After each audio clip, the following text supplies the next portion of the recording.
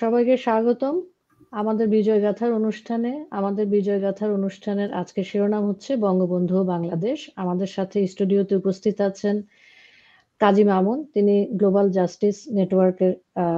Justice network ফাউন্ডেশনের প্রতিনিধি, এবং আমাদের সাথে আছেন আমাদের প্রিয় সাংবাদিক তৈমুর ফারুক তুষার ভাই। আপনাদের দুজনকে স্বাগতম স্টুডিওতে। আশা করছি আমাদের তিনজনের এক ধরনের মিথস্ক্রিয়া হবে আজকে, এবং আমরা এক ধরনের আনন্দদায়ক এবং স্মৃতিচারণমূলক এবং বর্তমান বাংলাদেশ নিয়ে এক ধরনের আলোচনা করতে পারবো। আমরা তিনজনেই জানি এবং দর্শক শ্রোতা সবাই জানেন যে বঙ্গবন্ধু এবং বাংলাদেশ সমার্থক শব্দ, সম্পূরক শব্দ। একটিকে বাদ দিয়ে আরেকটিকে আলোচনা করার বা আরেকটিকে হাইলাইট করার কোনো সুযোগ আমাদের নেই। বাংলাদেশ নিয়ে আলোচনা হলে বঙ্গবন্ধুর কথা আসবে, এবং বঙ্গবন্ধুর কথা আসলে বাংলাদেশ আসবে। বঙ্গবন্ধু তার জীবনের যতটুকু আয়ু বেঁচে ছিলেন, তিনি অ্যাডাল্ট হওয়ার পর থেকে যতটুকু আয়ু বেঁচে ছিলেন এই বাংলাদেশের জন্যই দিয়েছেন। বাংলাদেশের জন্য তিনি তার পরিবার সহ সকল রক্ত দিয়ে আমাদেরকে একটা দেশ উপহার দিয়েছেন। মামুন এবং তুষার, কেমন আছেন দুজনেই? জি, ভালো আছি। ভালো বাবা, থ্যাংক ইউ।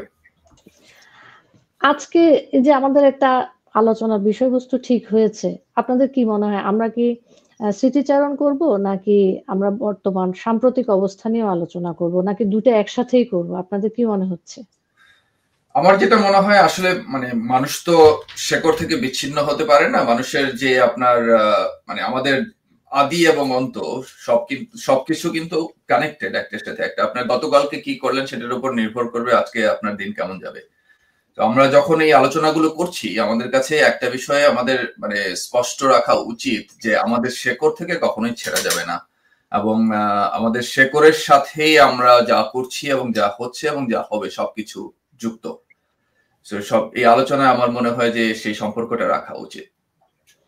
ধন্যবাদ মামুন, আমরা আপনার কাছ থেকে একটা রূপরেখা পেলাম, এবং আমার কাছে খুব অবাক লাগে যে আমি নিজে একজন অ্যামেচার মানুষ, আমি যখন একজন সাংবাদিককে আলোচনায় নিয়ে আসি এবং তাকে প্রশ্ন করব, তখন আমার কাছে অবাক লাগে যে আমি কি সত্যিকার অর্থে সাংবাদিককে প্রশ্ন করার মতন জায়গায় এখনো পৌঁছেছি।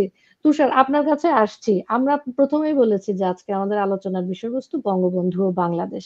এই যে বঙ্গবন্ধুর জীবন, নেতৃত্ব, বাংলাদেশের রাষ্ট্র নির্মাণের একটা প্রক্রিয়া, এটা নিয়ে সাংবাদিকের দৃষ্টিতে আপনার কি ধরনের পর্যবেক্ষণ আছে? কারণ আমরা জানি বঙ্গবন্ধু যে বাংলাদেশ গড়েছেন, সেখানে বঙ্গবন্ধুর সাথে সাংবাদিকদের একটা ওতপ্রোত সম্পর্ক ছিল দেশে এবং বিদেশে, এবং সেই সম্পর্ক কিন্তু বাংলাদেশ বিনির্মাণে তাকে সহায়তা করেছে। এবং আজকের এই বাংলাদেশে সাংবাদিকদের সাথে বর্তমান পরিস্থিতি কি চলছে, এ নিয়ে আমি আপনার কাছ থেকে একটু শুনতে চাচ্ছি তুষার। আসলে দেখুন, মানে সাংবাদিকরা তো আসলে সমসাময়িক ঘটনাবলীগুলো সবসময় খুব নিবিড়ভাবে পর্যবেক্ষণ করে, এবং সেগুলো মানুষের কাছে তুলে ধরা সাংবাদিকদের একটি বড় দায়িত্ব। তো সেই হিসেবে কিন্তু বঙ্গবন্ধু যখন মানে পরাধীন ব্রিটিশ উপনিবেশিক শাসন থেকে শুরু করে পাকিস্তান এবং এরপরে বাংলাদেশের উনি স্বাধীন বাংলাদেশে উনি 4 বছর ছিলেন, এই সময়টুকুতে তার যেই নেতৃত্ব, তার যেই যাত্রা, এর সঙ্গে সাংবাদিকরা খুব নিবিড়ভাবে কাজ করেছেন। এবং বঙ্গবন্ধু যেহেতু মানুষের মতামতকে শ্রদ্ধা করতেন, শুনতেন, পরামর্শ নিতেন, সে কারণে স্বভাবত এই কারণটার কারণেই কিন্তু তিনি সাংবাদিকদের কাছ থেকে নানান ধরনের পরামর্শ নিতেন এবং সাংবাদিকদের সঙ্গে খুব নিবিড় যোগাযোগ রাখতেন। সাংবাদিকরা তাকে ভাই ডাকতেন। বেশি তার সেই সমসাময়িক তার সময় যারা কাজ করেছেন বেশিরভাগ সাংবাদিকরা কিন্তু তাকে ভাই বলে সম্বোধন করতেন এবং পরামর্শ দিতেন। বঙ্গবন্ধু কিন্তু তাদের মতামতকে গুরুত্ব দিয়ে শুনতেন। তো সেটি একটি ব্যাপার আছে যে তার সঙ্গে যে নিবিড় এই যে মানে স্বাধীন বাংলাদেশের যেই স্বাধীনতার সংগ্রাম, সেই সংগ্রামে সাংবাদিকরা একটি গুরুত্বপূর্ণ ভূমিকায় রাখার সুযোগ পেয়েছেন, যেহেতু বঙ্গবন্ধু তাদেরকে মূল্যায়ন করতেন সেভাবে। কিন্তু আজকে আপনি রাষ্ট্র পরিচালনার ক্ষেত্রে সাংবাদিকতা বা গণমাধ্যম কিন্তু খুবই গুরুত্বপূর্ণ একটি ভূমিকার একটি স্তম্ভ।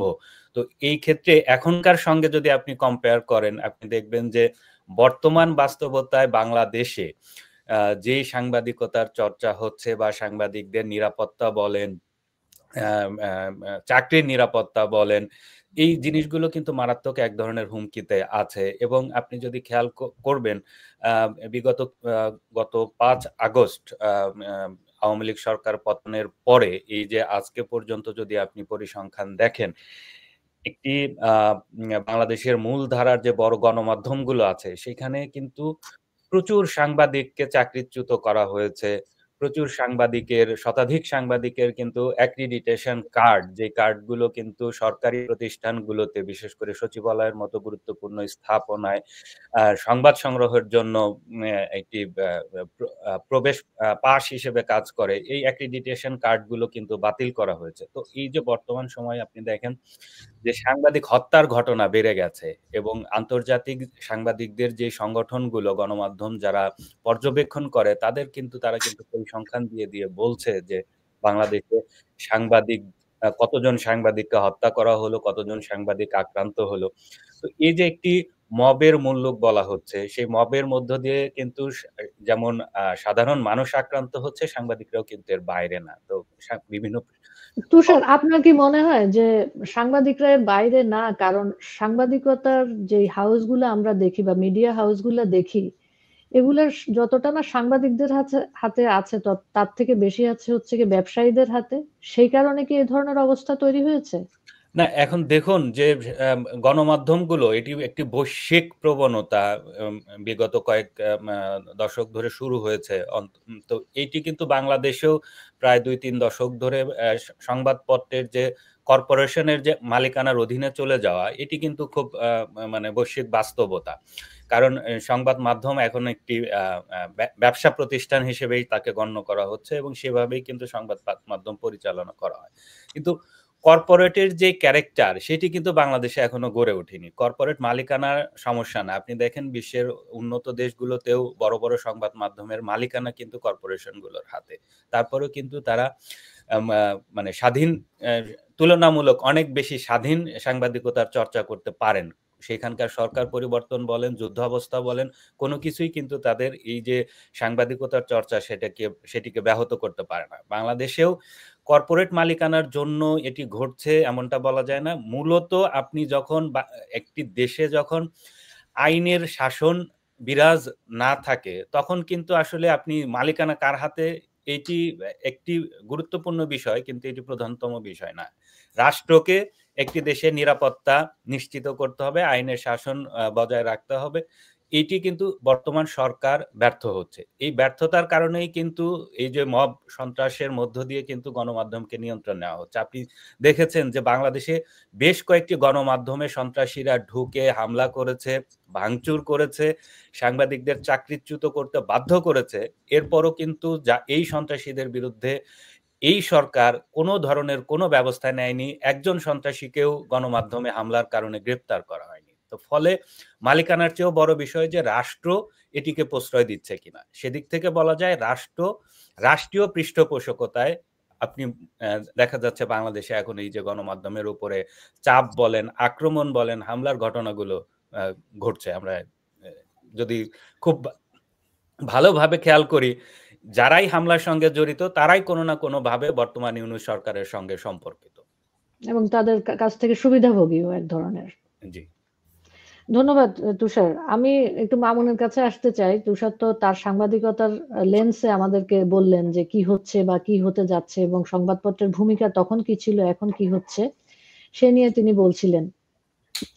মামুন, আপনার কাছে আমি সত্যিকার অর্থে যেটা জানতে চাই, আমার কাছে আপনার সাথে একটু ইতিহাস চর্চা করার ইচ্ছা জেগেছে যে বঙ্গবন্ধুর যে 1971 সালে মুক্তিযুদ্ধের যে ভূমিকা ছিল, সেটা আমি জানি আপনি আমাকে বললেই বলবেন যে লোচন আপা এটা এত অল্প কথায় বলা সম্ভব না। কিন্তু আপনি যদি একটু টাচ করতেন যে বঙ্গবন্ধুর মুক্তিযুদ্ধের সময় যে ভূমিকাটা ছিল সেটাকে আপনার প্রজন্ম আপনারা কিভাবে দেখছেন, কিভাবে মূল্যায়ন করছেন? আচ্ছা, বঙ্গবন্ধুর মানে প্রশ্নটা আসলে মানে ইন্টারেস্টিং এ কারণে যে বঙ্গবন্ধু তার যে চরিত্র, তার যে ভূমিকা, সেটা শুধুমাত্র বাংলাদেশের জন্য, বাংলাদেশের রাজনীতিতে যে এই যে একটা ইউনিক তা কিন্তু না। বঙ্গবন্ধুর যে ভূমিকা, বঙ্গবন্ধুর যে রাজনৈতিক বৈশিষ্ট্য, বঙ্গবন্ধু যে পার্থক্যটা তৈরি করেছিলেন এত এত বছর আগে, ওই সময়ে যোগাযোগ মাধ্যমের এত সীমাবদ্ধতা থাকা সত্ত্বেও তারপরও তিনি যেটা করতে পেরেছিলেন সেটা কিন্তু ইতিহাসের সাক্ষী হয়ে থাকবে সারা দুনিয়া জুড়েই। এর মূল কারণটা আসলে বঙ্গবন্ধু শুধুমাত্র যে রাজনীতি করেছেন সেটা রাজনীতি শুধুমাত্র রাজনীতির স্বার্থে করেনি, তার রাজনীতি ছিল হচ্ছে গণমানুষের স্বার্থে। এখন পর্যন্ত আপনারা মানে যদি আমি একেবারে, আপনি যে বর্তমানের সাথে সামঞ্জস্য রেখে কথা বলতে বললেন, আমি বর্তমানের সাথে সামঞ্জস্য রেখেই বলি যে মাননীয় প্রধানমন্ত্রী শেখ হাসিনা কিন্তু একই রকমের অ্যাটিটিউডে নিচ্ছেন, যে জনমানুষের কথা ভাবছেন। তিনি বারবার হচ্ছে এখনো যে তিনি মানুষের সাথে কথা বলছেন, তিনি কিন্তু তৃণমূলের মানুষ যারা নেতা কর্মী তাদের কাছে ফিরে যাচ্ছেন। তো এই যে একটা ডিফারেন্স, আপনি নেতা কর্মীদের মধ্যে, যে কোনো রাজনৈতিক নেতা কর্মীদের মধ্যে একটা থাকে, বৈশিষ্ট্য থাকে যে তারা সবসময় হচ্ছে যে মানে যাদের তাদের কাছাকাছি যারা আছে বা ক্ষমতাশালী যারা আছে তাদেরকে নিয়ে রাজনীতি করছেন বা ইয়ে করছেন। কিন্তু এখন কিন্তু এই যে একটা সংগ্রামের সময়ে কিন্তু পার্থক্য তৈরি হয় যে আসল নেতা কারা, আসলে কারা মানে কাদেরকে গুরুত্ব দিচ্ছে। তো এই ক্রাইসিসটা আসলে নতুন করে আমাদের দেখিয়ে দিচ্ছে একই সাথে যে বঙ্গবন্ধু আমাদের জন্য কতটা গুরুত্বপূর্ণ ছিলেন। তো ৭১-এর ভূমিকা শুধুমাত্র না, তার পুরো রাজনৈতিক জীবনে, তার রাজনৈতিক কর্মকাণ্ডে শুধুমাত্র যে রাজনৈতিক চর্চা মানে শুধুমাত্র রাজনীতির উপরে ভিত্তি করে ছিল তা না, তার রাজনৈতিক চর্চা ছিল হচ্ছে দর্শনের উপর ভিত্তি করে, অর্থনৈতিক যে জ্ঞান সেটার উপরে ভিত্তি করে, সামাজিক যে সাম্য সেটার উপরে ভিত্তি করে। এই সবকিছুকে, রাজনীতি এমন একটা জিনিস, এটা আসলে সবকিছুকেই ধারণ করতে হয়।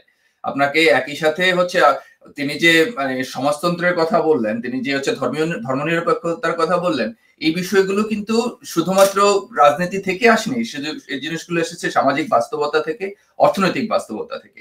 এখন সময় সাপেক্ষে এবং একই সাথে হচ্ছে যে মানুষের কথা চিন্তা করে, জনমানুষের কথা চিন্তা করে, নিরাপত্তার কথা চিন্তা করে তিনি সবগুলো আন্দোলন এমন ভাবে মোবিলাইজ করেছিলেন যে আমাদের স্বাধীনতা ছাড়ার কোনো বিকল্পই ছিল না।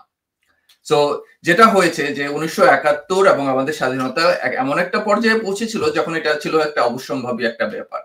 এবং আপনি ওই সময়ে যদি ইতিহাস আমাদের নতুন করে পড়তে হবে, বারবার পড়তে হবে।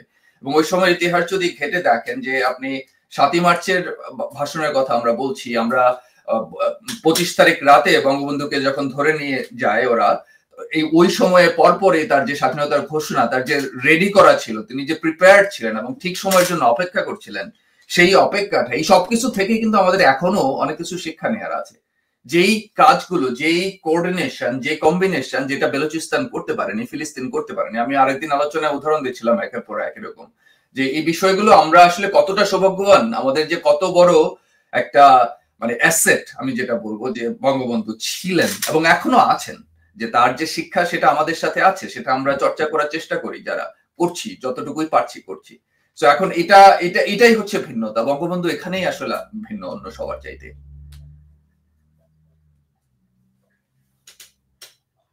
আবার শুনতে পাচ্ছি না। বললাম যে আপনার কথা তো সত্যি, এটা দ্বিমত করার কোনো জায়গা নেই এবং দ্বিমত না করলেই একটা অনুষ্ঠানে মনে হয় যে আমরা বুঝে আলোচনা করছি।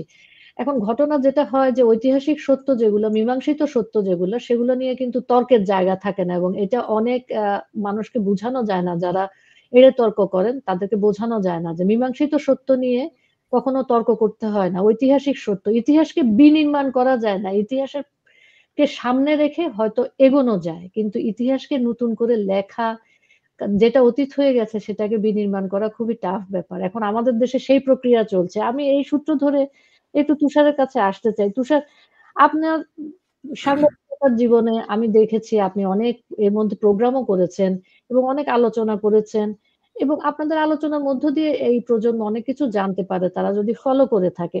এই যে ৬ দফা আন্দোলন, ৭ই মার্চের ভাষণ, যেগুলো স্বাধীনতার ভিত্তি, এগুলা নিয়ে এখন যে ধরনের অপপ্রচার হচ্ছে বা এগুলাকে অস্বীকার করার যে ধরনের প্রক্রিয়া প্রবহমান আছে, এর পরিপ্রেক্ষিতে আমাদের কি কাজ করা উচিত? আমাদের মানুষ যারা আমরা স্বাধীনতার পক্ষের মানুষ, আমাদের কি ধরনের স্টেপ নিলে আপনার মনে হয় যে প্রকৃত সত্যটা এবং আমাদের মেসেজটা নতুন প্রজন্মের কাছে পৌঁছাবে, নতুন প্রজন্মকে আমরা আকৃষ্ট করতে পারবো? কি ধরনের সংবাদ পরিবেশন করতে পারবো, করলে এই কাজটা সহজ হবে? হ্যাঁ, ধন্যবাদ।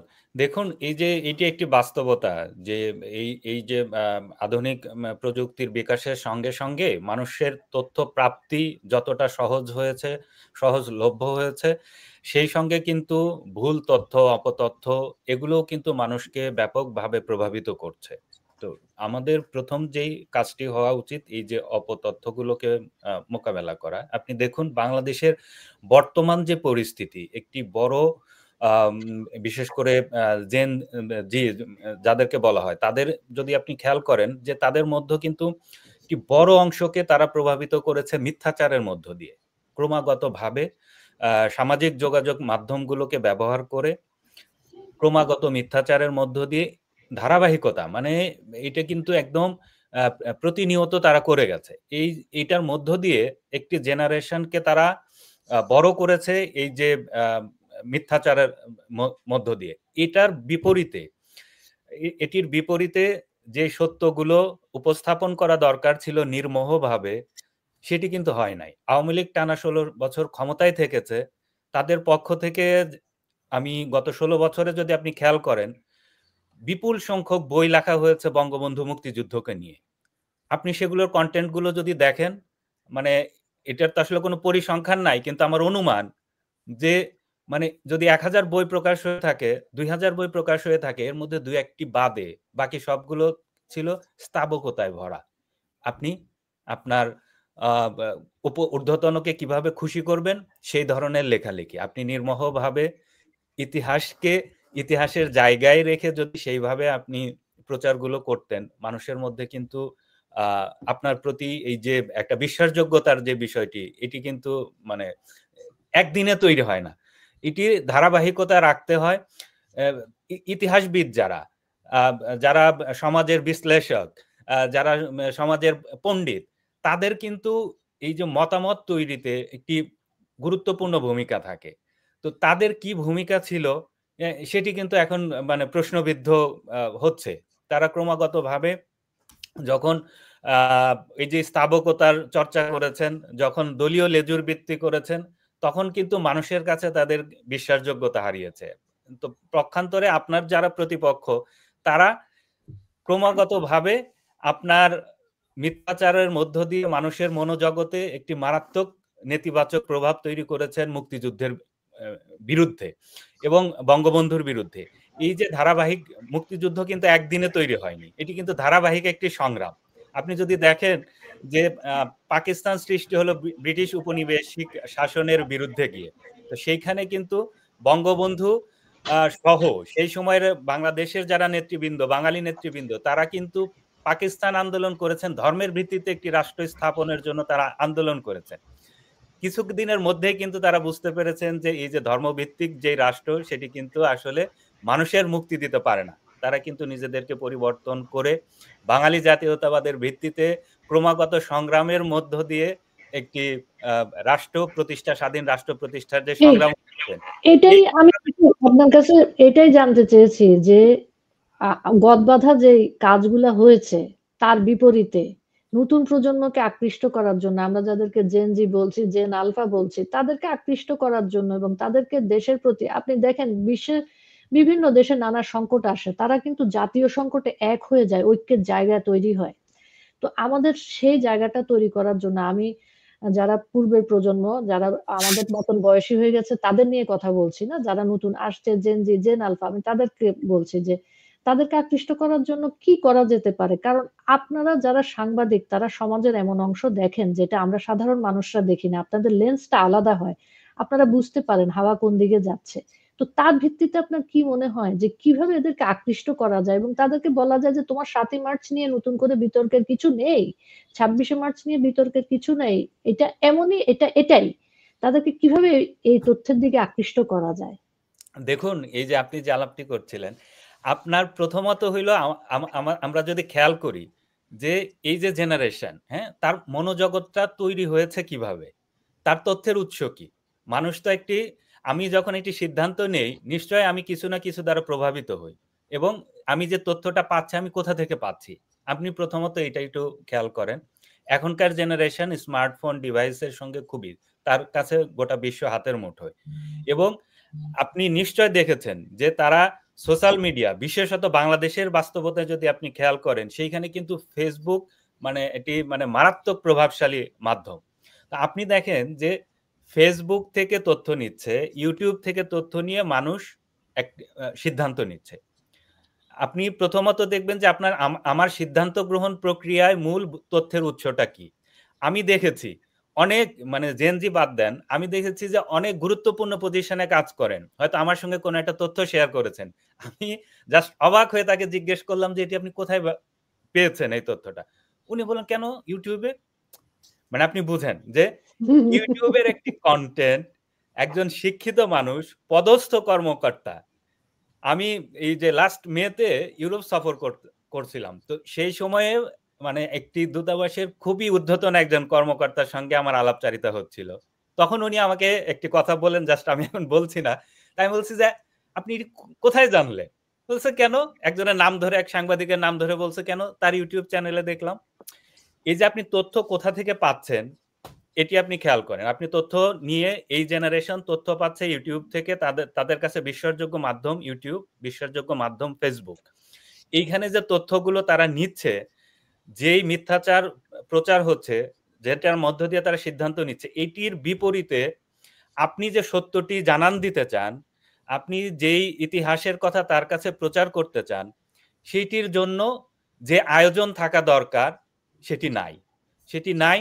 সমাজের যারা প্রভাবশালী মানুষের মতামতকে যারা প্রভাবিত করেন, তারা যদি নির্মোহভাবে শুধু সত্যটাকে তুলে ধরেন এবং এটি ক্রমাগত তুলে ধরতে থাকেন, তাহলেই কেবল বাংলাদেশের ইতিহাসটাকে রক্ষা করা সম্ভব। আপনি খেয়াল করেন যে যারাই ভুল পথে গেছে, যারাই ভুল সিদ্ধান্ত নিয়েছে, এদের মধ্যে এই জেনজিরি আপনি জাস্ট 10 ইয়ার্স পরে দেখবেন যে একটি বড় অংশ, তাদের হাতে যদি সঠিক তথ্য পৌঁছায়, তারা দেখবেন যে তাদের সিদ্ধান্ত পরিবর্তন হবে।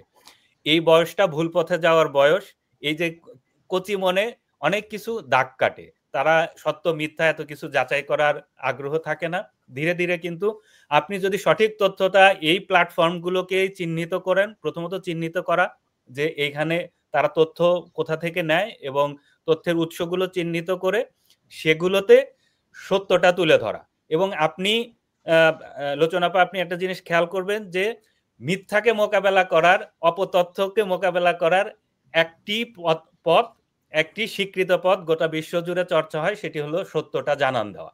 সত্যটা আপনি জানেন, আমি জানি, গুটি কয়েক মানুষ জানে, এটি না। এটিকে ব্যাপকভাবে প্রচার করতে হবে এবং সেই মিডিয়ামগুলো ব্যবহার করতে হবে যে মিডিয়ামগুলো থেকে মানুষ তথ্য নেয় এবং মানুষের কাছে বিশ্বাসযোগ্য মনে হয়। এবং এমন মানুষ দিয়ে প্রচার করতে হবে যে মানুষদের আসলেই তারা বিশ্বাস করে এবং যে মানুষগুলোকে তারা মনে করে যে এই মানুষগুলো রাজনৈতিক কোনো মতাদর্শের প্রতি অন্ধ বিশ্বাসী না, যে মানুষগুলো আসলে এই যে সমাজের বিভিন্ন শ্রেণী পেশার মানুষের কাছে তুলনামূলকভাবে গ্রহণযোগ্য। তুষারের কথা ধরে আমার মামুনের কাছে মনে হলো, মামুন আপনাকে একটা কথা জিজ্ঞেস করি, যে তুষার বললেন যে সত্যকে প্রকাশ করতে হবে, সত্যকে তুলে ধরতে হবে, এবং এখানে গণসংযোগেরও একটা ব্যাপার আছে, সামাজিকভাবে গণসংযোগ এবং বিভিন্ন বয়সীদের সাথে গণসংযোগের একটা ব্যাপার আছে। আপনাকে যেটা প্রথমে বলছিলাম যে বঙ্গবন্ধুর যে ঐতিহাসিক একটা অবস্থান, ওনার যে রাজনীতি, ওনার যে সামাজিক নীতি এবং বিভিন্ন সম্প্রদায়ের সাথে ওনার যে সম্পর্ক, দেখেন এখানেও কিন্তু পিআর এর কথা চলে আসছে, যে গণসংযোগ এবং আন্তর্জাতিকভাবে গণসংযোগ ওনার যেটা ছিল। উনি এই যুদ্ধবিধ্বস্ত দেশে খাদ্য সংকট, অর্থনৈতিক দুর্বলতা, অবকাঠামোগত ধ্বংসাবশেষ সবই তো উনি চ্যালেঞ্জ গ্রহণ করেছেন এবং বৈদেশিক সম্পর্ক গড়ে তোলার চ্যালেঞ্জ উনি গ্রহণ করেছেন। এই যে আমাদেরকে এখন বলা হচ্ছে আমরা নাকি একটা যুদ্ধবিধ্বস্ত গাজা পেয়েছি, তো সেখানে বসে 2025 সালে আমাদের কি কারণে কূটনৈতিক সম্পর্কগুলো সঠিক হচ্ছে না এবং আমরা কূটনৈতিক জায়গায় আমাদের পিআর গুলা চালাতে পারছি না, এবং আমাদের সেই ধরনের বিনিয়োগ বলেন বা আন্তর্জাতিক স্বীকৃতি বলেন বা আন্তর্জাতিক সহায়তা বলেন, সেগুলো এই মুহূর্তে আমরা সেভাবে কেন পাচ্ছি না? বঙ্গবন্ধু কি করেছিলেন আর তারা কি করছেন, আপনার কি মনে হয়? একটা ব্যাপার আপনাকে সবসময় মাথায় রাখতে হবে যে বঙ্গবন্ধু যখন রাজনীতি করেছেন, বঙ্গবন্ধু যখন হচ্ছে যে একটা জাতিকে ঐক্যবদ্ধ করেছেন, সেই জাতিটা কিন্তু হচ্ছে যে 99% লোক, ওই 1% যারা রাজাকার আলবদর তাদেরকে বাদ দিলে ওই সময়কার সবাই কিন্তু বঙ্গবন্ধুকে সমর্থন দিয়েছিল। এমনকি মানে ওই সময় আপনি যদি 70 ইলেকশনও দেখেন, যে পশ্চিম পাকিস্তানেও ওই সময়ে অনেকেই বঙ্গবন্ধুর যে রাজনীতি, বঙ্গবন্ধুর যে আন্দোলন, যে সংগ্রাম করেছেন, সেই সংগ্রামকে সমর্থন দিচ্ছিল। এবং সেটার যে বাস্তবতা, সেই বাস্তবতা কিন্তু বর্তমানের সাথে কোনোভাবেই মিলবে না। এর কারণটা কি? এর কারণটা হচ্ছে যে একেবারে শুরু থেকেই আমাদের যে মানে প্রথম কথা হচ্ছে বঙ্গবন্ধু উঠে এসেছেন রুট লেভেল থেকে, এবং তিনি রাজনীতি করে মানুষের সাথে জনসংশ্লিষ্ট ছিলেন বলেই যতদিন তিনি রাজনীতি করেছেন জনগণ তাকে সমর্থন দিয়েছে। এবং এখন পর্যন্ত আমরা সেই মানে এমন ভাবে আইডল করে রাখি যে তার কাছ থেকে আমরা প্রতিনিয়ত শিখতে পারছি বলে সেটা রাখছি। ঠিক আছে, কিন্তু ইউনূসের ক্ষেত্রে যেটা হয়েছে, ইউনূস একটা বাবল তৈরি করেছেন। ইউনূস হচ্ছে যে তার বাবা ছিল একজন সুদখোর, তিনি নিজে একজন সুদখোর, তার সুদ হচ্ছে তার ব্যবসা, এবং সুদকে তিনি সরকারি একটা সংস্থার মাধ্যমে সেটাকে প্রাতিষ্ঠানিক যখন রূপ দিলেন, এবং সেটাকে তার যে স্টানবাজি, যেটা তিনি হচ্ছে যে তার নিজের একটা বইয়েই লেখা আছে, আপনি হয়তো দেখেছেন যে কোন একটা পত্রিকার যে ইয়ে ছিল, আপনার মান্থলি সাবস্ক্রিপশন ছিল, সেটা তিনি কিভাবে চালাকি করে অন্যের নামেরটা নিজের নামে নিয়ে এসেছেন, সেটা আবার তিনি গর্ব ভরে তিনি তার বইয়েও লিখেছেন। এখন মানে কার সাথে কার তুলনা করবো আমি? বর্তমান সময়ের সাথে বঙ্গবন্ধুর সময় তুলনা করা যাবে না। ইউনূস হচ্ছে একজন চোর ছেচর, তার সমস্ত আকাঙ্ক্ষা, সমস্ত কিছু, সবকিছু হচ্ছে নিজের স্বার্থের জন্য। আপনি বঙ্গবন্ধুর পুরো রাজনৈতিক ইতিহাসে কখনো দেখবেন না যে সে নিজের নামে একটা বাড়ি লিখে নিল বা তার নিজের নামে কিছু একটা করে নিল। ইউনূস ক্ষমতা আসার সাথে সাথে 666 কোটি টাকার যে 666 কোটি টাকার যে ট্যাক্স ছিল সেটা তো মওকুফ করলোই, একই সাথে যত রকমের মিথ্যাচার আছে সেটা করলো, ইতিহাস বিকৃতি করলো, তারপরে হচ্ছে যে সংখ্যালঘুদের উপর নির্যাতন, আমাদের স্বাধীনতার যে প্রতীক বা চিহ্ন, আমাদের ইতিহাস মুছে দেওয়ার চেষ্টা, রিসেট বাটন এগুলো করে কিন্তু ইতিমধ্যে সে যে পরিমাণ জনবিচ্ছিন্ন হয়েছে, আমার মনে হয় না যে এখন 5% মানুষ দেশের আসলে তাকে চায়। হ্যাঁ, এখনো হয়তো যাদেরকে ব্রেন ওয়াশ করা হয়েছে, জামাতি যারা আছে, বিএনপি যারা আছে, তারা হয়তো তাকে চায়, কারণ তাকে রাখা হলে তার উপরে ভর করে কোনো না কোনো ভাবে ক্ষমতার সিঁড়ি বেয়ে ক্ষমতায় পৌঁছানোর একটা চেষ্টা করা যেতে পারে।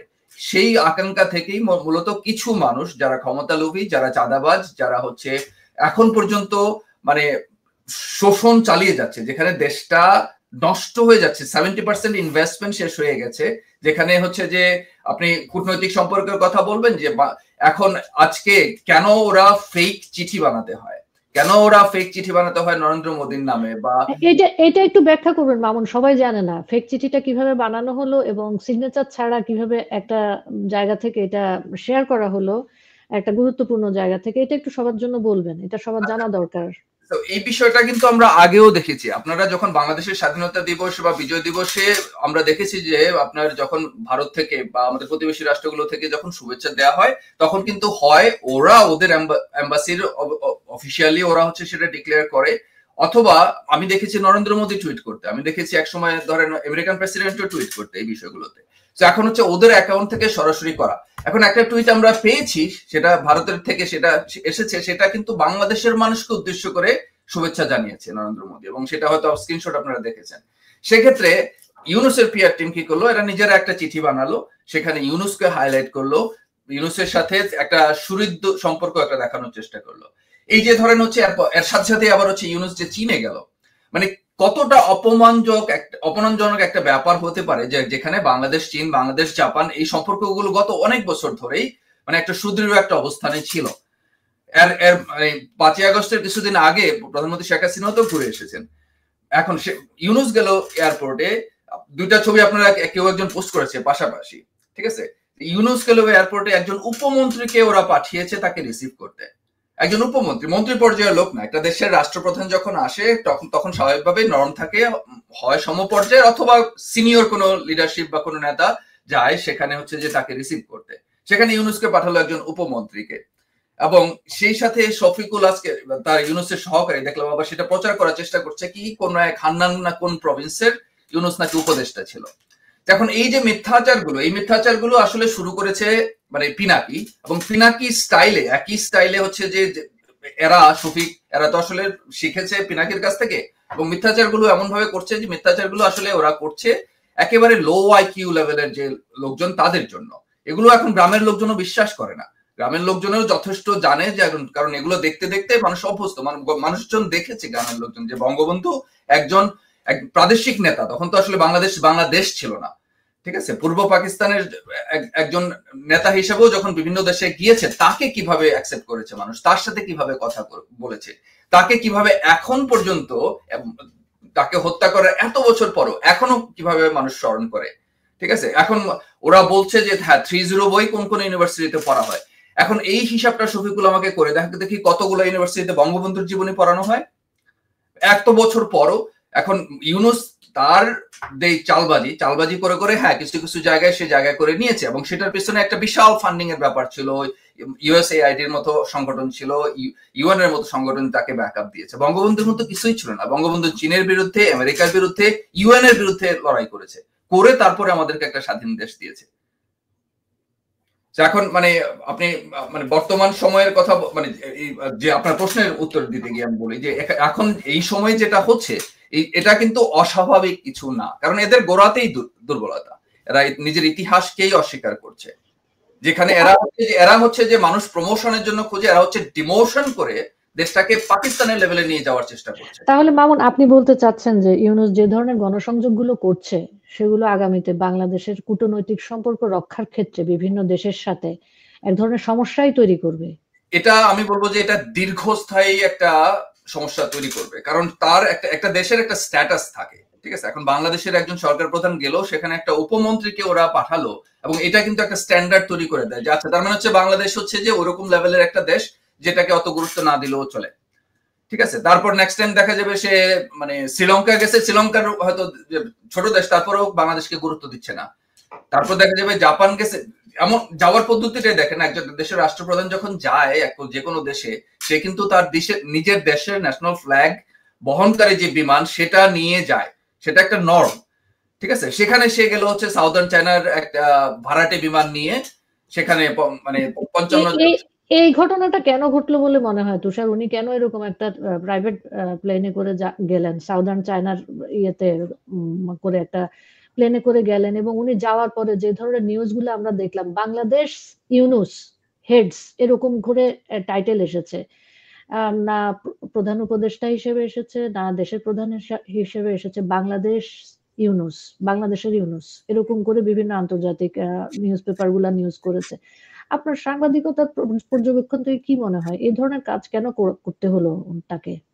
না দেখুন, আসলে আপনি খুব ভালোভাবে দেখবেন যে এই যে সরকার, এর উপরে কিন্তু একটি বড় ধরনের চাপ আছে। বিশেষত যখন দেশের অভ্যন্তরীণ সংকট খুব চরমে থাকে, সেই সংকটগুলো থেকে আপনি দৃষ্টি ফেরানোর জন্য, জনগণকে কিছু একটা দেখানোর জন্য বহির্বিশ্বের নানান কিছু, মানে এটি মানে গোটা দুনিয়া জুড়েই সরকারগুলোর একটি কৌশল।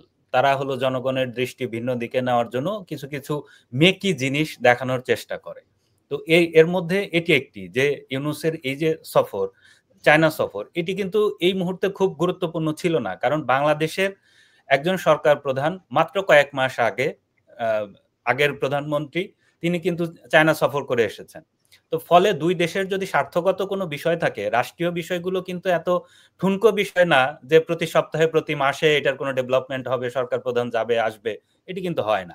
আপনি যদি দেখেন যে যেহেতু একজন সরকার প্রধান কিছুদিন আগে বাংলাদেশ চায়না সফর করে এসেছে, এবং সেইখানে যে ধরনের চুক্তিগুলো হয়েছিল, এখন যদি আপনি দেখেন ইউনূস সরকার গিয়ে সেগুলোর কথাই বলছে, তার মানে আপনার নতুন কোনো অর্জন নাই। এটি হওয়ার কথাও না। মানে কূটনীতিতে আপনি যদি খেয়াল করেন, এত দ্রুত বড় আকারের কোনো পরিবর্তন, বড় আকারের চুক্তি, মানে রাষ্ট্র দুই দেশের সম্পর্কের মধ্যে আহামরি কোনো কিছু এসে যাবে, এটি হওয়ার কথাও ছিল না। কিন্তু যেহেতু আপনার জনগণকে সামনে আপনাকে কিছু দেখাতে হবে, এই যে জনগণের সামনে কিছু একটা দেখাতে হবে, জনগণের দৃষ্টি সামনে আপনাকে গুরুত্বপূর্ণ প্রমাণ করতে হবে, এবং ইউনূসের যেই প্রচারণার যে ব্যানার, মূলটাই কিন্তু আছে যে ইউনূস বহির্বিশ্বের সঙ্গে আন্তর্জাতিক পরিমণ্ডলে ইউনূস গ্রহণযোগ্য এবং প্রভাবশালী একজন ব্যক্তিত্ব। ইউনূসপন্থীদের তো এটি হলো মূল প্রচারণার জায়গা। কিন্তু ইউনূস সরকার যখন গত বছরের আগস্টে ক্ষমতা নিয়েছেন, এরপরে কিন্তু আন্তর্জাতিক পরিমণ্ডলে উনি কিন্তু তেমন কোনো ধরনের সাফল্যই দেখাতে পারেন নাই। আপনি দেখেন বিদেশি বিনিয়োগ কমে গেছে, বা বিদেশি যে বিনিয়োগ, একটি বাংলাদেশের মতো একটি উন্নয়নশীল দেশের উন্নয়নের একটি মূল চালিকা শক্তি হচ্ছে বিদেশি বিনিয়োগ আসবে, দেশের অর্থনীতি আরো শক্তিশালী হবে। বিদেশি বিনিয়োগ কিন্তু কমে গেছে আগের চেয়ে। তার মানে কি, যে আপনি যেই প্রোপাগান্ডা গুলো চালিয়েছেন এতদিন ধরে, সেটি কিন্তু আপনি কাজের মাঠে নেমে আর দেখাতে পারছেন না। ফলে এই যে এই ধরনের ঘটনাগুলো, মিটিং, কোনো কিছু অর্জন থাকুক চাই না থাকুক, জাস্ট হলো একটি মিটিং হলো এবং এটিকে মানুষের সামনে, এবং বাংলাদেশের মানুষ যেহেতু প্রোপাগান্ডা খায়, প্রোপাগান্ডায় ঘুমায়, তারা এই ধরনের মিথ্যাচার দেখলেই আশ্বস্ত হয়। তো ফলে তাদেরকে বিভ্রান্ত করা খুব সহজ, এবং খুব নিকট অতীতে তারা মানুষকে বিভ্রান্ত করার মধ্য দিয়েই কিন্তু বাংলাদেশে একটি ক্ষমতার বড় ধরনের রদবদল ঘটেছে। সেই যে অভিজ্ঞতা, সেটি থেকেই তারা এখনো মানুষকে নানান ধরনের ব্লাফ দিয়ে চেষ্টা করছে তাদের গ্রহণযোগ্যতা ধরে রাখার জন্য। এবং আপনি দেখেন যে কিছুদিন আগে, গত কাল বা পরশুই দেখলাম যে একটি খবর বেরিয়েছে গণমাধ্যমে যে মোহাম্মদ ইউনূস কিন্তু চায়না সফরে যাওয়ার আগে ভারত সফরে যেতে চেয়েছিলেন, কিন্তু সেটি হয়নি, ভারতের অনাগ্রহের কারণে সেটি হয়নি। তো এই যে ধরেন চেষ্টাগুলো, এই চেষ্টাগুলো আসলে বাংলাদেশের মানুষের মনোযোগ, বাংলাদেশে বর্তমানে যে ক্রাইসিস চলছে, বাংলাদেশের মানুষের জনজীবনে যেই দুর্ভোগ চলছে, নিরাপত্তাহীনতা চলছে, হত্যা, খুন, ধর্ষণ, চুরি, ডাকাতি, এগুলো যে মহামারী আকার ধারণ করছে, এগুলোর থেকে আলোচনা অন্যদিকে নেয়ার জন্য এই সফরগুলো মূলত আয়োজন করা চেষ্টা চলছে। এবং এগুলো মানুষের সামনে বড় বড় ব্যানার আকারে একদম মানে কোনো কিছু যেখানে অর্জন নাই সেটি কি বড় আকারে ফুলিয়ে ফাঁপিয়ে দেখানোর চেষ্টা করা হচ্ছে। তুষার, তাহলে আমরা বলতে পারি যে এটা এক ধরনের আইওয়াসের ভ্রমণ, এটাকে সে ধরনের রাষ্ট্রীয় কোনো কাজের জন্য যাওয়া বা দেশের জন্য কিছু বয়ে নিয়ে আসবে সেরকম ভাবে চিহ্নিত করার কোনো সুযোগ নেই। আপনি ওটাই আমাদের কাছে তুলে ধরলেন। এখানে অনেকগুলো প্রশ্ন এসেছে মামুন, আমি আপনাকে একটা প্রশ্ন করতে চাই। এখানে দেখেন বলা হয়েছে যে বাংলাদেশে স্বাধীনতা উত্তর বাংলাদেশে জাসদের সশস্ত্র বিপ্লব প্রথম অবস্থায় জনপ্রিয় হয়েছিল। আমি আপনাকে প্রশ্নটা দেখাচ্ছি স্ক্রিনে। আমরা সবাই জানি পরবর্তী পরিণতিও আমরা সবাই জানি, এই প্রজন্মও কি সেই পথেই যাচ্ছে? আপনার পর্যবেক্ষণ কি বলছে? আমি যেটা বলবো যে এই প্রজন্ম আসলে মানে জাসদ যে ক্ষতিটা করেছিল ওই সময়ে, এই প্রজন্ম তার চেয়ে অনেক বেশি, মানে প্রথমত হচ্ছে জাসদের যে ভূমিকা ছিল, আমি একটু একটু একটু পেছনের দিকে তাকাই। জাসদের যে ভূমিকাটা ছিল সেটা কিন্তু অনেকভাবেই আমাদের যে স্বাধীনতার যে অর্জন সেটাকে প্রশ্নবিদ্ধ করেছিল। যে হ্যাঁ, কিছুটা অনৈক্য তৈরি করেছিল এবং বঙ্গবন্ধু এবং আওয়ামী লীগ এবং দেশে যে অস্থিতিশীল অবস্থা তৈরি করেছিল সেটা মানে সেটার জন্য জাসদকে দায়িত্ব নিতে হবে, তাদের যে রাজনীতি। এখন সেটা আমরা যদি 24-এর সাথে তুলনা করি সেটা কিছুই না, আমি যেটা বলবো। কারণ এখানে যেটা হয়েছে, জাসদ খুবই মানে একটা লিমিটেড একটা নাম্বার অফ পিপল যারা ছিল, যারা হচ্ছে ফলো করতো জাসদকে বা জাসদের ফলোয়ার হিসেবে কাজ করেছে। কিন্তু এরা যেটা করেছে, এরা হচ্ছে যে পুরো একটা জাতিকে মানে হচ্ছে যে মূল্যবোধ যেটাকে বলে সেটাকে ধ্বংস করে দেয়া না, শুধুমাত্র যে একটা দীর্ঘ সময়ের জন্য পিছিয়ে দেয়া, সেই কাজটা এরা করেছে। যেই প্রচেষ্টাটা, এদের প্রচেষ্টাটা ভিন্ন। কারণ জাসদ কিন্তু মানে হ্যাঁ, জাসদের সাথে হয়তো তখন বিদেশি যারা মানে সমাজতান্ত্রিক যারা দল ছিল ওদের সাথে কোনো একটা সংযোগ ছিল, কিন্তু এখনকার এই 24-এ যে মেটিকুলাস প্ল্যান করে পুরো দেশের বিরুদ্ধে যে ষড়যন্ত্র, সেটা কিন্তু এরকম ছিল না। এবং আমি মনে করি না একই সাথে যে জাসদের কোনো কু উদ্দেশ্য ছিল, জাসদের কোনো ইউনুস ছিল, যেখানে তার মূল উদ্দেশ্যটাই আসলে তার নিজের টাকা বাঁচানো এবং একই সাথে বিদেশি স্বার্থের জন্য যে কাজ করা, সেই লক্ষ্যে মানে পুরো রাজনৈতিক মানে আমাদের মূল উদ্দেশ্যটা কি আসলে, আমেরিকা কেন চেয়েছিল যে বাংলাদেশের রাজনৈতিক পরিস্থিতি অস্থিতিশীল হোক? মূল কারণটাই হচ্ছে যে আমাদের যে ভূ রাজনৈতিক যে নিয়ন্ত্রণ, সেই নিয়ন্ত্রণটা যেন ওরা নিতে পারে এবং সেটা থেকে ওরা ব্যবসা করে নিতে পারে, এবং সেখান থেকে সেটা ছিল আমেরিকার উদ্দেশ্য। এবং প্রত্যেকটা সেই উদ্দেশ্য থেকে আমাদের একটা প্রজন্মকে, পুরো যারা আমাদেরকে জেনজি বলতেছি এখন, এই প্রজন্মের 80 থেকে 90% ছেলে মেয়েদের মাথা নষ্ট করেছে শুধুমাত্র হচ্ছে যে এই মেটিকুলাস প্ল্যান দিয়ে, যেটা জন্য আমাদেরকে সাফার করতে হবে দীর্ঘ সময়। হ্যাঁ, এদের সামনে বিকল্প ছিল না, আমাদের নিজেদেরও দায় দায়িত্ব স্বীকার করে নিতে হবে। যে কারণ আমরাও গত 1 দশক ধরে আমি বলবো যে আমরা যে মুক্তিযুদ্ধ চর্চা বা মুক্তিযুদ্ধের যে চর্চার যে জায়গাটা ছিল, আমরা যেটা 2013 সালেও করেছি বা 2006-7 থেকে শুরু করে আমরা দীর্ঘ সময় আমরা লেখালেখি করেছি, সেই জায়গাটা আমরা বন্ধ করে দিয়েছিলাম। এখন এরপর হচ্ছে আমরা মানে এরপর আমরা যে যুগের সাথে তাল মেলানো যে কন্টেন্ট, সেটাও আমরা তৈরি করিনি। আপনি প্রথম প্রশ্নে তৈমুর তুষার ভাইকে জিজ্ঞেস করেছিলেন যে হ্যাঁ, গণমাধ্যমের যে মানে কিভাবে আমরা এই কাজগুলো করতে পারি, এবং সেই জায়গাটাও কিন্তু আমরা সুযোগটা তৈরি করে দিয়েছিলাম। যে কারণে যেটা হয়েছে যে এই ইউনুস গং সেই পুরো সুযোগটাই নিয়েছে, এবং যেটা কোনোভাবেই জাসদের সাথে তুলনা করা যাবে না, কারণ এটার সাফারিংটা আরো বেশি। এখনকার সময়ে আপনার যেভাবে মানে স্পার্ক করে, যেভাবে ছড়ানো গেছে সোশ্যাল মিডিয়ার কারণে, সেই সুযোগটা ওরা কাজে লাগিয়েছে। এখানে আমি মামুন ভাইয়ের কথার সঙ্গে জাস্ট একটা বিষয় একটু যোগ করতে চাই, সেটা হচ্ছে যে জাসদ তৈরি হয়েছিল মুক্তিযুদ্ধের পক্ষ শক্তি, এবং তারা মুক্তিযুদ্ধকে ওন করত এবং অনেকের মতে যে তারা ওই সময়ের আওয়ামী লীগের আরো বেশি ওন করার চেষ্টা করতো মুক্তিযুদ্ধকে। এখানে কিন্তু মুক্তিযুদ্ধের বিরুদ্ধের কোনো শক্তি, মুক্তিযুদ্ধকে মুছে দেওয়ার চেষ্টার কোনো শক্তি ছিল না। মুক্তিযোদ্ধারাই সেটি যে কারণেই হোক, অমিল, অমত, ভিন্ন মত, দ্বন্দ্ব যে কারণেই হোক সেটি গড়ে উঠেছিল, এবং সেটি কিন্তু দেশকে পাকিস্তান পন্থার দিকে নিয়ে যাওয়া, মুক্তিযুদ্ধের বিপরীতে নিয়ে যাওয়ার কোনো চেষ্টা কিন্তু জাসদের ছিল না। তুষার, এখানে আমি একটা জিনিস মামুন এবং আপনার দুজনকেই বলছি, আপনাকে এবং মামুনকে, যে বিভিন্ন দেশে কালার রেভলিউশনের পরে দেখি যে আমরা বিভিন্ন উগ্রবাদী গোষ্ঠীর একটা হচ্ছে, তারা রাইজ হচ্ছে, তারা পশ্চিমাদের স্বার্থ হাসিলের একটা হাতিয়ার হিসেবে কাজ করছে, এবং এটা করছে কিন্তু একদম সকলের কাছে ওপেনলি। তো 5ই আগস্টের পরেও তো আমরা সেই জিনিসই আমাদের দেশে দেখতে পাচ্ছি। এখানে তো কোনো ব্যতিক্রম জিনিস না। তো এখানে আমরা কেন, আমরা জনগণ এবং দেশের সাধারণ নাগরিক যারা আছি তারা এখনো বুঝতে পারছি না যে মুক্তিযুদ্ধের মুরাল ঢেকে দিয়েছে কাপড় দিয়ে লালমনিরহাটে। আমরা, আমাদের এখনো বুঝার জায়গাটা কেন তৈরি হচ্ছে না যে আমাদের দেশ একটা উগ্রবাদী শক্তির হাতে চলে গিয়েছে।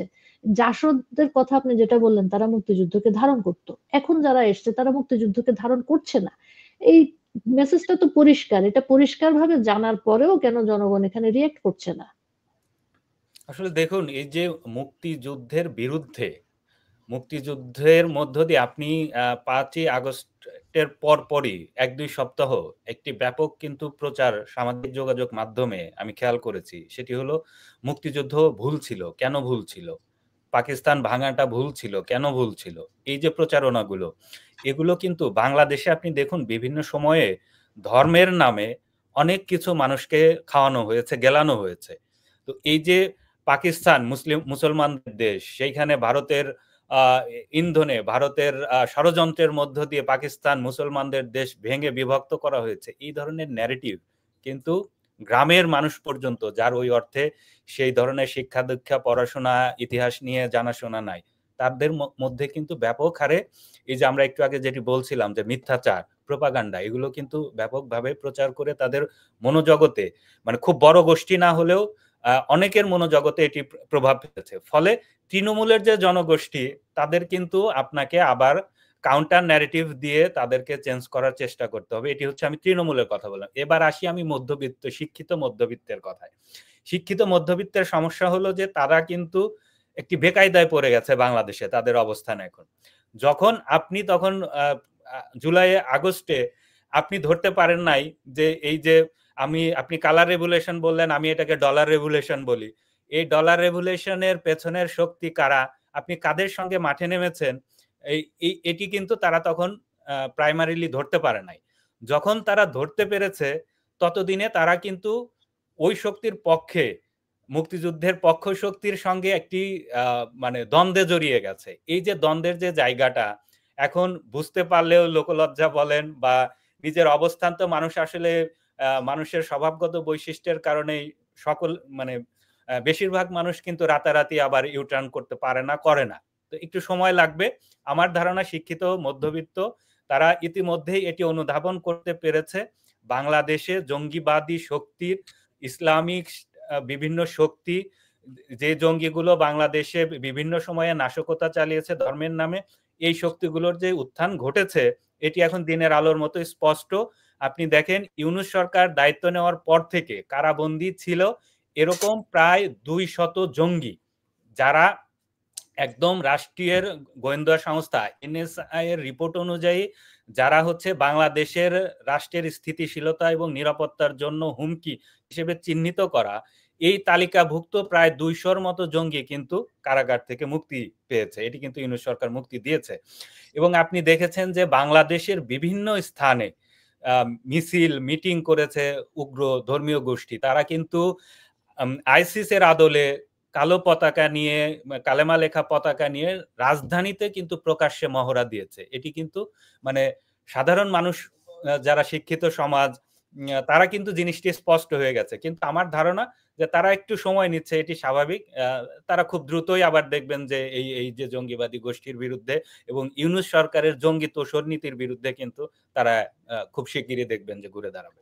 আমি আসলে তুষার ভাই, আপনার সাথে আমি একমত। একটা বিষয় আমি যোগ করতে চাই। এখানে কিন্তু আপনার জুলাই আগস্টের যে ওরা আন্দোলন বলুক বা ষড়যন্ত্র বলুক, একটা বিষয় কিন্তু এক স্পষ্ট, আপনি যদি শুধুমাত্র যে জনগোষ্ঠীর দিকে দেখেন, যে একেবারে শুরু থেকে এই আন্দোলনটার মূল চালিকা শক্তি ছিল হচ্ছে শহুরে মধ্যবিত্ত শ্রেণী। এটা যতই ওরা গণ আন্দোলন বলার চেষ্টা করুক না কেন, এটা কোনোভাবেই গণ আন্দোলন ছিল না। এটাতে প্রত্যেকটা আপনি যে কোনো আন্দোলনের ছবিগুলো দেখেন, আপনি একই সাথে আপনি যদি আপনি তো মানে একেবারে সামনের সারিতে ছিলেন শাহবাগ আন্দোলনের, আমি লোচনা আপনার কথা বলছি, তখনও তো দেখেছেন। তখনকার যে মুখগুলো, আপনি শুধুমাত্র দুটো ছবি নেন দুটো আন্দোলনের পাশাপাশি দেখেন, তাহলে পার্থক্যটা বুঝতে পারবেন।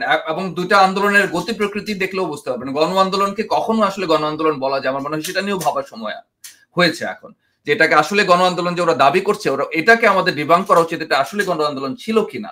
কারণ এটাতে একটা মানে আপনি যদি এজ গ্রুপ চিন্তা করেন, শুধুমাত্র একটা জেনারেশনকে এমফেসাইজ করা হয়েছে, একটা জেনারেশনকে চালিকা শক্তি হিসেবে ব্যবহার করা হয়েছে যারা রাস্তায় লড়াই করছে বা ইয়ে করছে। এখানে কিন্তু কৃষক, শ্রমিক, মজুর, দেশের অধিকাংশ জনগণ যারা, তাদের কোনো অংশগ্রহণ ছিল না। আমি যদি ধরে নেই যে দেশের জনসংখ্যা 18 কোটি, সেখানে 16 কোটি জনগণের কোনো অংশগ্রহণ ছিল না, এবং সেই 16 কোটি জনগণই কিন্তু এখন আবার হচ্ছে ভুক্তভোগী। এই 16 কোটি জনগণের মধ্যে কিন্তু যারা হচ্ছে রাজনৈতিক সচেতনতা আছে, এদের রাজনৈতিক সচেতনতা মূলত হচ্ছে চা দোকান পর্যন্ত, একটা চা দোকানে গিয়ে আড্ডা দিল অতটুকু পর্যন্ত। দিন শেষে এরা সবাই নিজের স্বার্থ বুঝে, দিন শেষে এরা সবাই হচ্ছে চালের দাম কত, ডালের দাম কত, তেলের দাম কত সেটা নিয়ে চিন্তা করে। সেটা কে কোথায়, কে বৃদ্ধ ভাতা পেত সেটা বন্ধ হয়ে গেছে, কে কোথায় হচ্ছে মুক্তিযুদ্ধ ভাতা পেত সেটা বন্ধ হয়ে গেছে। এভাবে 1 কোটির বেশি জনগোষ্ঠী হচ্ছে শুধুমাত্র ভাতার কারণে ভুক্তভোগী এখন, যে সরকারি যে ভাতাগুলো পেত। সেই দরিদ্র জনগোষ্ঠীগুলো কিন্তু এখন মানে কি করবে, এখন কোথায় যাবে ওরা? এদের তো ভিক্ষা ছাড়া কোনো মামুন, এই যে দরিদ্র জনগোষ্ঠীর কথা বলছি এবং আমরা বলছি যে মানুষ আক্রান্ত, এখন এই যে কাজগুলা তাদেরকে বুঝানো বা তাদেরকে নেতৃত্ব দেওয়া তো লাগে। মুক্তিযুদ্ধের সময় কিন্তু বঙ্গবন্ধুর অনুপস্থিতিতেও তার নেতৃত্বে দেশ ঐক্যবদ্ধ ছিল। এখন কি প্রক্রিয়া গ্রহণ করা যেতে পারে জনগণকে ঐক্যবদ্ধ করে তাদের এই দুঃখ কষ্ট তারাই যেন তুলে ধরতে পারে, তারাই যেন প্রতিরোধ করতে পারে? এই প্রশ্নটা আমার আপনাদের দুজনের কাছেই, যে মুক্তিযুদ্ধের সময় বঙ্গবন্ধুর অনুপস্থিতিতেও কিন্তু দেশ ঐক্যবদ্ধ হয়ে দেশ স্বাধীন হয়েছে। এই মুহূর্তে জনগণের প্রতি আপনাদের মেসেজ কি এই বিষয়ে? এখন একটা বিষয় মানে সরি আমি জানি না তুষার ভাই আগে বলতে যাচ্ছেন কিনা, একটা বিষয় কিন্তু স্পষ্ট এখানে, আমি মানে মাননীয় প্রধানমন্ত্রী শেখ হাসিনা কিন্তু অলরেডি দেখিয়ে দিচ্ছেন যে কিভাবে কাজ করতে হচ্ছে, কিভাবে কাজ করতে হবে। তিনি যে এই যে তৃণমূলের সাথে কথা বলছেন, তিনি যে প্রতি সপ্তাহে যারা ভুক্তভোগী তাদের সাথে কথা বলছেন, এর কারণটা কি আসলে? যারা সাফার করতেছে এদের পাশে যদি আপনি দাঁড়ান, এটা কিন্তু একটা উদাহরণ তৈরি করছেন আমাদের জন্য, যে আমাদেরও আসলে একই কাজটা করা উচিত। প্রত্যেকটা মানুষের, যারা সচেতন মানুষ তাদেরও আসলে একই কাজটা করা উচিত। যারা সাফার করছে তাদের পাশে আপনি দাঁড়ালে আপনি যে কথা বলছেন আপনার কথাটা ওরা শোনার চেষ্টা করবে, শুনবে, বুঝবে। এখন এটা যতই মেটিকুলাস প্ল্যান করে, মানে একটা ওই আব্রাহাম লিঙ্কনের সেই বিখ্যাত উক্তি যেটা, যে একটা জনগোষ্ঠীকে আপনি চাইলে একটা অল্প সময়ের জন্য হয়তো বোকা বানিয়ে রাখতে পারবেন, ঠিক আছে, কিন্তু দীর্ঘ সময়ের জন্য সেটা সম্ভব না। একটা ক্ষুদ্র জনগোষ্ঠীকে আপনি দীর্ঘ সময়ের জন্য পারবেন, কিন্তু একটা পুরো জনগোষ্ঠীকে দীর্ঘ সময়ের জন্য বোকা বানিয়ে রাখা সম্ভব না। তো মানুষ আসলে নতুন চিন্তা, যে মানুষ যে এখন যেটা ফেস করছে সেটা শোনার জন্য উদ্গ্রীব। মানে আমরা যে কথাগুলো বলছি অনলাইনে, আমি মাঝে মাঝে তো বিভিন্ন জায়গায় কথা বলি, আমি নিজেও শুনে অবাক হয়ে যাই, কোথাকার কোন নওগাঁ কোন গ্রামের মানুষ সেখানে আপনার কথা শুনছে, আমার কথা শুনছে, এবং এরা হচ্ছে যে এদের ইউটিউব নাই, এরা ফেসবুক নাই, এরা হচ্ছে অন্য কাউকে বলতেছে হ্যাঁ আচ্ছা কি শুনি, এরকম এ ধরনের। এখন এমনও লোকজন মাঝে মাঝে হঠাৎ করে মানে আমার সাথে যোগাযোগ করে, মানে যে বলো যে ভাই আমি তো অনলাইনে নাই, আপনার ভিডিও দেখেছি আমি, এরকম। মানে এই যে কাজটা হচ্ছে, আমার মনে হয় যে আমাদের আসলে প্রতিনিয়ত এই কাজটাই করে যাওয়া উচিত, যে কাজটা আমাদের জননেত্রী শেখ হাসিনা করছেন। ও ইতিমধ্যে তিনি যারা সাফার করছে তাদের সাথে কথা বলছেন, তাদেরকে আশ্বাস দিচ্ছেন, তাদেরকে ঐক্যবদ্ধ করার চেষ্টা করছেন, এবং একই কাজটা কিন্তু আমাদেরও করা উচিত। আমরাও মনে হয় যে একইভাবে যদি কাজ করে যাই, তাহলে একটা দ্রুততম সময়ে হয়তো আমরা একটা সলিউশনের মধ্যে আসতে পারবো, একটা ভালো সময়ের দিকে যেতে পারবো। তুষার, আপনার কি মনে হচ্ছে? আচ্ছা দেখুন, এই যে বাস্তবতাটা, বাংলাদেশে ইউনূস সরকার বিরোধী ব্যাপক জনমত তৈরি হয়েছে। ইউনূস সরকারের উপরে ক্ষোভ, ইউনূস সরকার যে ব্যর্থ হয়েছে, ইউনূস সরকারের প্রতি মানুষের যে আশা ছিল সেটি মানে খুবই মানে অল্প সময়ের মধ্যে সেটি মোহভঙ্গ হয়েছে এবং ক্ষুব্ধ তারা। কিন্তু আপনি যেটি বলছিলেন যে ফল, মানে কি বলবো, যে গাছতলায় ধরেন আম পড়ে গেছে, মানে ফল আছে, এটিকে আপনার আম কুড়াতে হবে এবং একটি বাস্কেটে রাখতে হবে। এই মুহূর্তে আওয়ামী লীগের হচ্ছে যে এই সংকটটা তৈরি হয়েছে। আওয়ামী লীগের যেটি হচ্ছে কাজী মামুন ভাই যেটি বলছিলেন যে আওয়ামী লীগ সভাপতি শেখ হাসিনা সক্রিয় আছেন। তো রাজনীতিটা আসলে মূলত এক ব্যক্তি কেন্দ্রিক হয় না। আপনি দলীয় প্র্যাকটিসটা আওয়ামী লীগের এই মুহূর্তে নাই। আওয়ামী লীগের কেন্দ্রীয় কমিটি নাই, মানে এটার কোনো ফাংশন নাই। কে দায়িত্বে আছেন, কোন দায়িত্ব পালন করবেন, এটি নাই। প্রথমত হচ্ছে যে আপনি ফল রেডি আছে, ফল ঘরে তোলার জন্য বাস্কেট লাগবে, আম কুড়ানোর লোক লাগবে, এটি আপনাকে তৈরি করে দিতে হবে। এটি তৈরি করে দিতে পারলেই খুব দ্রুত আওয়ামী লীগ ঘুরে দাঁড়াতে পারবে। আওয়ামী লীগের জন্য একটি টিম দরকার, যেই টিম মানে ফাংশন করবে এবং দল পুনর্গঠন বলেন বা আবার দলের মানুষজনকে, আপনি 5ই আগস্টে যে ধাক্কাটা আওয়ামী লীগে লেগেছে, এটিকে কিন্তু মানুষের যে প্রাইমারি একটি মানসিক ধাক্কা, এটি অনেকটাই কাটিয়ে উঠছে। তাদেরকে এখন হচ্ছে সংঘবদ্ধ করা, তাদেরকে আশা সঞ্চার করা তাদের মধ্যে, এবং এটির জন্য হচ্ছে যে টিম প্রয়োজন। আওয়ামী লীগের উচিত যত দ্রুত সম্ভব আওয়ামী লীগের কেন্দ্র পর্যন্ত সক্রিয় করা এবং কেন্দ্র থেকে টিম ভাগ করে দিয়ে তৃণমূল পর্যন্ত একটি দলীয় নেটওয়ার্ক খুব প্র্যাকটিসের মধ্যে নিয়ে আসা। এখন অনেকেই বলেন যে আওয়ামী লীগকে মাঠে নামতে দিচ্ছে না, আবার কেউ কেউ বলেন যে না, দল তো ফাংশন করছে, কিন্তু এই বিশৃঙ্খল ভাবে হবে না। রাজনৈতিক মাঠে আপনাকে খুবই সুসংগঠিত ভাবে কাজ করতে হবে, মাঠে নামতে হবে। মাঠের বাইরের কাজেও খুবই একটি নিয়মতান্ত্রিক ভাবে আপনি পার্টিতে চেইন অফ কমান্ড থাকতে হবে, উপর থেকে নিচ পর্যন্ত চেইন অফ কমান্ডের চর্চা করতে হবে।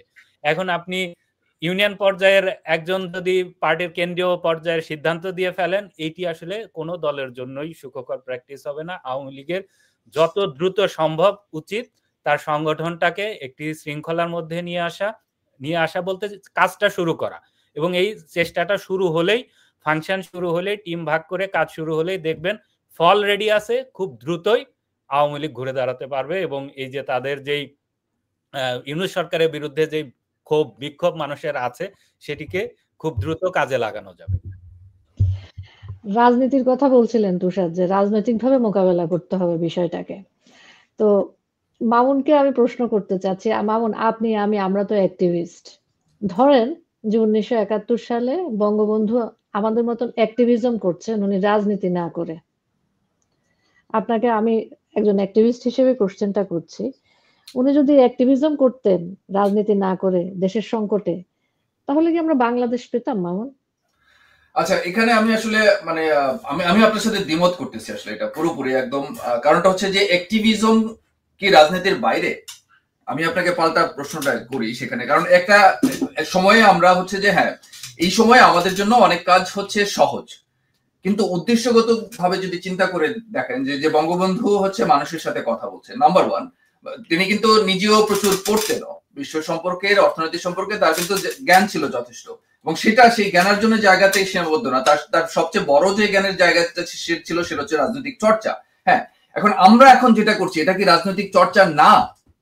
আমরা যেভাবে করছি, হ্যাঁ, আমাদের জন্য হয়তো সুযোগ নাই, হ্যাঁ, কয়েকশো মানুষ বা কয়েক লক্ষ মানুষের সাথে বসে কথা বলা বা ইয়ে করার, কিন্তু আমরা কিন্তু সেই ঠিকই লক্ষ কোটি মানুষের কাছে পৌঁছে যাচ্ছি আমাদের বক্তব্য নিয়ে, আমাদের ভাষ্য নিয়ে। আমরা কিন্তু হ্যাঁ, আমরা হয়তো এখনো নেতৃত্বহীনতার অভাব বোধ করছি, কিন্তু একই সাথে আমরা কিন্তু থেমে নেই, আমরা কিন্তু কাজ করে যাচ্ছি। আমাদের সাথে একই সাথে হচ্ছে যে যারা নেতা কর্মী আছে বা হচ্ছে মাঠ লেভেলে যারা কাজ করছে, সবাই কিন্তু সংযুক্ত আছে। তো কোনো না কোনো ভাবে আমরা যে কাজটা করছি, অ্যাক্টিভিজমটা, আমি সেটাকে রাজনৈতিক কাজ হিসেবেই দেখি। কারণ উদ্দেশ্যগত ভাবে বিষয়টা তো আসলে একই জায়গাতে, মানুষের মধ্যে জনসচেতনতা তৈরি করা, সেই কাজটাই বঙ্গবন্ধু করেছেন। মানুষকে দেখিয়ে দিয়েছেন যে আমাদের জন্য কেন স্বাধীনতার দরকার, কিভাবে আমরা বৈষম্যের শিকার হচ্ছি, কিভাবে পাকিস্তান আমাদের 70% রেভিনিউ যখন কন্ট্রিবিউশন ছিল আমাদের বাংলাদেশ থেকে, সেটার 75% নিয়ে যেত হচ্ছে পাকিস্তান, সেটা পাকিস্তানে রিইনভেস্ট করতো। এই বিষয়গুলো মানুষকে জানানোর কাজটাই কিন্তু রাজনীতির মাধ্যমে করা হয়। এবং যে বৈষম্য শুধুমাত্র হচ্ছে যে অর্থনৈতিক ভাবে হয়নি, রাজনৈতিক ভাবে হয়নি, সেটা ভাষার ক্ষেত্রে হয়েছে, সংস্কৃতির ক্ষেত্রে হয়েছে, এবং সেই একই রকম বৈষম্যের শিকার মানুষ এখন হচ্ছে। মানুষ কিভাবে আমাদের দেশের পরিণতি দিন দিন খারাপের দিকে যাচ্ছে, আমরা আসলে একই কাজটাই করছি, কিন্তু হয়তো না, আসলে অবশ্যই আমরা প্রক্রিয়াটা ভিন্ন।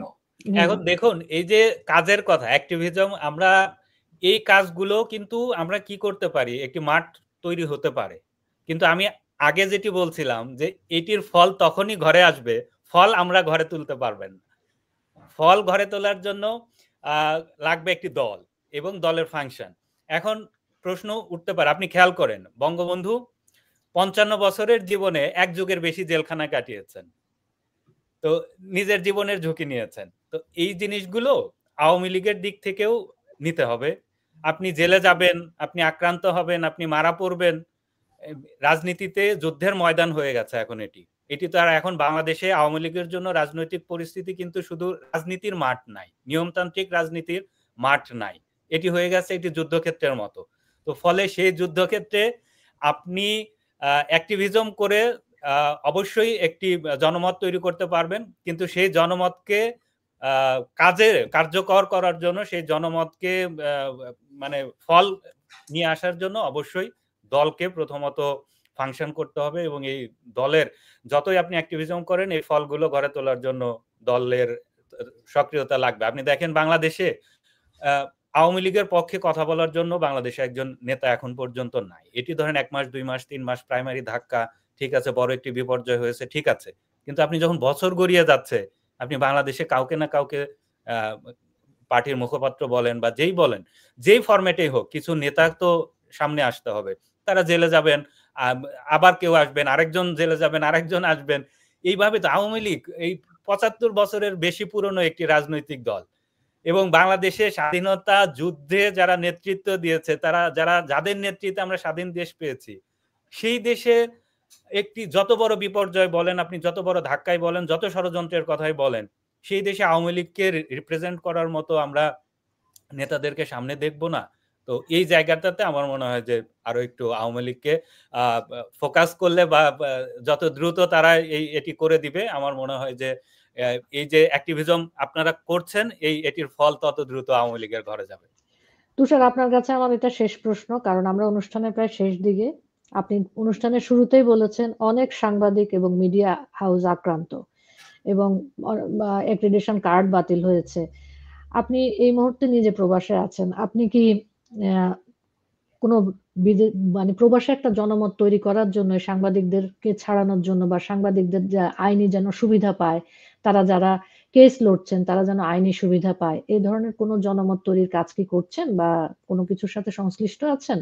না, লোচনা পায় মানে একদম মানে এক কথায় উত্তর হলো যে না। কারণ হলো কি যে এক একজনের তো এক এক বাস্তবতার মধ্য দিয়ে যেতে হয়। তো আমি যে বাস্তবতায় এখানে আছি এবং যেভাবে আমাকে জীবনযাপন করতে হচ্ছে, যে কাজ বা প্রক্রিয়ার মধ্য দিয়ে আছি, তা আসলে ওই এর বাইরে গিয়ে আবার মানে এই যে জনমত তৈরির কাজ করার জন্য যেই সময় বা যেই বাস্তবতা দরকার, এই মুহূর্তে আমার সেটি নাই। খুবই সীমিত পরিসরে আমি বিভিন্ন জায়গায় ইমেইল লেখার চেষ্টা করি, এবং এই যে যারা আছেন, বিশেষত আপনি জানেন যে আওয়ামী লীগ টানা 16 বছর ক্ষমতায় থাকার সময়ে অনেক তারকা সাংবাদিক আমরা বাংলাদেশে দেখেছি। তাদের 2-4 জনের সঙ্গে আমি পার্সোনালি কথা বলার চেষ্টা করি, যেহেতু তাদের সেই সুযোগটা আছে বলে আমার কাছে মনে হয় যে তারা চাইলে হয়তো, তারা অনেকেই বিদেশে আছেন, তারা চাইলে হয়তো এই কাজগুলো শুরু করতে পারেন, নেতৃত্ব দিতে পারেন। তো এটি হলে হয়তো সেখানে আমরা মানে আমাদের দিক থেকে হয়তো কন্ট্রিবিউট করতে পারবো, কিন্তু এটিকে খুব বড় আকারে নেতৃত্ব দেয়া বা জনমত তৈরির জন্য শ্রম দেওয়া, সময় বের করা, এটি এই বাস্তবতার মধ্যে আমি নাই। আকাঙ্ক্ষা আছে, ইচ্ছা আছে, কিন্তু সেই বাস্তবতার মধ্যে এই মুহূর্তে আমি নাই। বুঝতে পেরেছি আপনার বিষয়টা, আমি বুঝতে পেরেছি যে আপনার যেই বাস্তবতা, সেই বাস্তবতায় আপনি সেভাবে সক্রিয় হয়ে কাজ করতে পারছেন না দেশে আক্রান্ত সাংবাদিকদের জন্য। মামুন, আমরা অনুষ্ঠানের একদম শেষ পর্যায়ে, আমাদের হাতে আর ধরেন যে 1 মিনিট সময় আছে সর্বোচ্চ। আপনার কি মনে হয় মামুন, আমরা বঙ্গবন্ধুকে আঁকড়ে ধরে বর্তমানের বাংলাদেশকে আবার ফিরে পেতে পারবো? এটা মানে এটা পুরোটাই আসলে নির্ভর করছে। প্রশ্নটা আসলে প্রথমত উত্তর হচ্ছে হ্যাঁ, সেটা উত্তরটা আমি হ্যাঁ বলেই আসলে এখনো লড়াই করে যাচ্ছি। আমি হারতে পছন্দ করি না, এবং সেটা শুধুমাত্র আমার জন্য না, সেটা বাংলাদেশের মানুষের জন্যই আসলে আমি উক্তিটা করছি। কারণ বাংলাদেশের মানুষও হারতে পছন্দ করে না। আপনি যত ঝড়ঝঞ্ঝাই হোক, যাই হোক না কেন, বাংলাদেশ কখনো পাকিস্তান হবে না, আফগানিস্তান হবে না, বাংলাদেশ কখনোই ইরানের মতো পরিস্থিতিতে পড়বে না। এবং এর পেছনের মূল যে কারণটা, সেটা হচ্ছে যে আসলে মানুষের উদারনৈতিকতা, বাংলাদেশের মানুষের। এবং সেটা সেটা আমি আসলে খুব ভালোভাবে দেখি। হ্যাঁ, বাংলাদেশের মানুষের হয়তো অনেকের শিক্ষার ঘাটতি থাকতে পারে, কিন্তু আমাদের উদারনৈতিকতা সেটা সারা দুনিয়াতে অনেকটাই বিরল বলা যেতে পারে। কারণটা হচ্ছে যে আমরা ছোটবেলা থেকে দেখেছি, একেবারে ছোটবেলা থেকে দেখেছি, যখন পূজার অনুষ্ঠান হতো আমরা পূজাতে যেতাম, আবার ঈদের অনুষ্ঠানে আমাদের বন্ধুরা আসতো। সেটা কালচারালি আমরা আসলে এতটা মানে কি বলবো, যে আমাদের ভাষার কথাই চিন্তা করেন, আমাদের ভাষা কত ভিন্ন ভিন্ন ভাষা থেকে আমরা শব্দ নেই।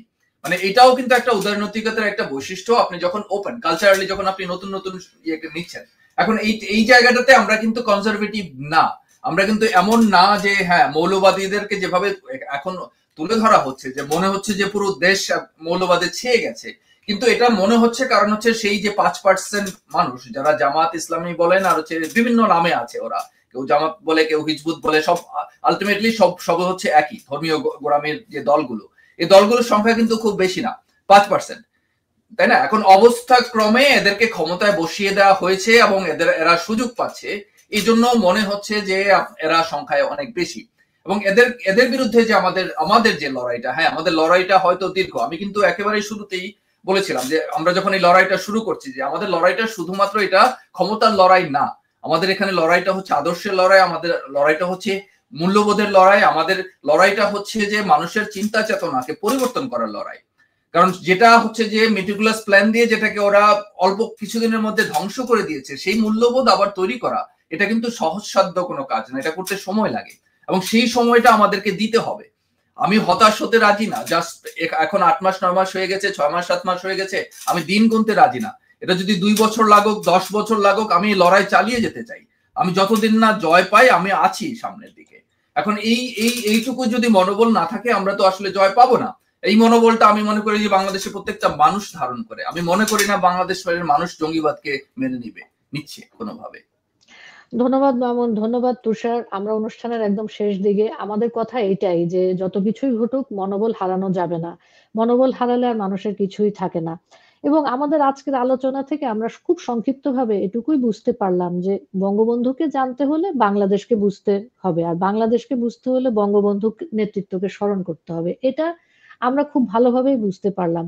হয়তো মুক্তিযুদ্ধের 1,500 স্মারক নষ্ট করে দেওয়া হয়েছে, মুরাল ভেঙে দেওয়া হয়েছে, কিন্তু হৃদয়ে যে মুক্তিযুদ্ধ, হৃদয়ে বঙ্গবন্ধুর যে ছবি, হৃদয়ে বাংলাদেশের যে ছবি, সেটা কিন্তু সহজে মুছে দেওয়া যাবে না। যতদিন বাংলাদেশ থাকবে এবং আমাদের মতন মানুষেরা থাকবে, বাংলাদেশের নামের সাথে সাথে বঙ্গবন্ধু স্মরিত হবে, এটাই সত্য। আজকে আমরা অনুষ্ঠানের একদম শেষ দিকে, আপনাদের সাথে আবার দেখা হবে, আবার কথা হবে। সবাই সুস্থ থাকবেন, নিরাপদে থাকবেন। চলেন আমরা সবাই একসাথে জয় বাংলা বলতে বলতে আজকের অনুষ্ঠান শেষ করি এবং বাড়ি যাই। জয় বাংলা। জয় বাংলা।